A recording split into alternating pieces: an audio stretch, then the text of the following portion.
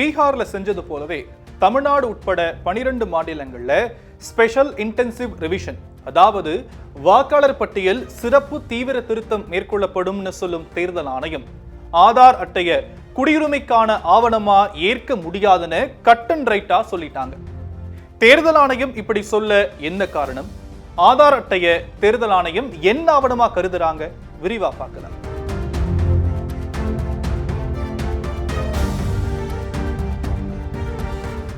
தமிழ்நாடு உட்பட பல மாநிலங்கள்ல வாக்காளர் பட்டியல் சிறப்பு தீவிர திருத்தம் மேற்கொள்ளப்பட இருக்கு.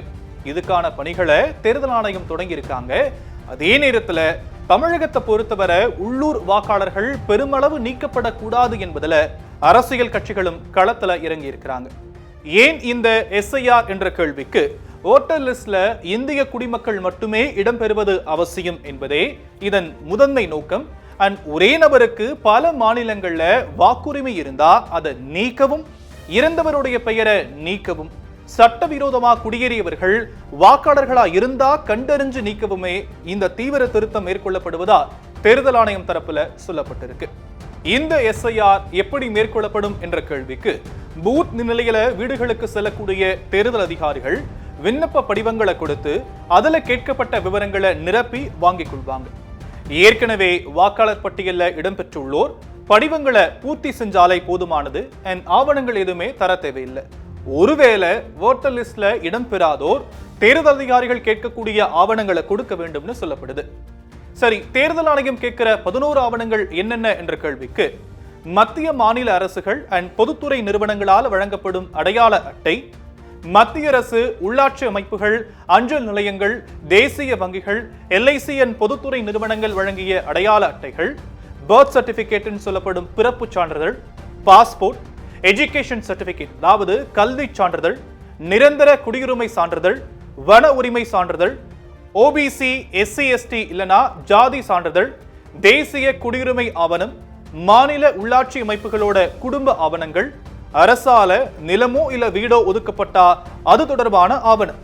இதுல ஆதார் அட்டைய 12வது ஆவணமா தேர்தல் ஆணையம் ஏற்க வேண்டும் அப்படின்னு உத்தரவு பிறப்பிச்ச உச்சநீதிமன்றம் ஆதார் குடியுரிமைக்கான சான்றா கருதப்படாதுன்னு தெளிவுபடுத்தியிருக்காங்க. இது பத்தி தேர்தல் ஆணையர் பேசும்போது ஆதார் சட்டத்தின்படி ஆதார் கார்டு பயன்படுத்த வேண்டும் அப்படின்னு உச்சநீதிமன்றம் சொல்லியிருக்கு. ஆனா ஆதார் சட்டத்தின் பிரிவு 9 படி இருப்பிடம் இல்லனா குடியுரிமைக்கான சான்றா ஆதார் அட்டையை பயன்படுத்த முடியாதுன்னு சொல்லப்படுது.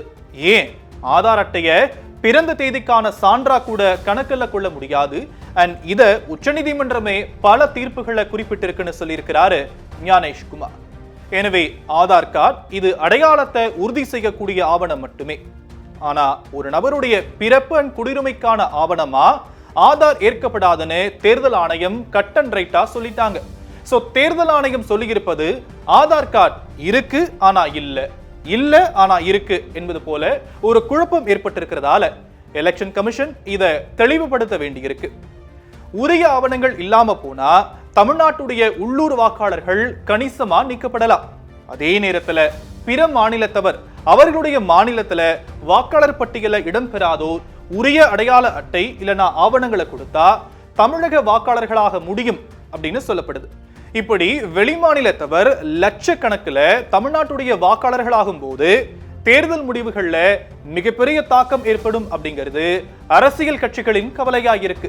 எது எப்படி இருந்தாலும் 12 மாநிலங்கள்ல இந்த SIR பணிகள் மேற்கொள்ளப்பட்டு 2025 டிசம்பர் 9ஆம் தேதி புதிய வரைவு வாக்காளர் பட்டியல் வெளியிடப்பட்டு இறுதி வாக்காளர் பட்டியல் 2026 பிப்ரவரி 7ஆம் தேதி வெளியாகும்னு சொல்லியிருக்காங்க இந்திய தேர்தல் ஆணையம்.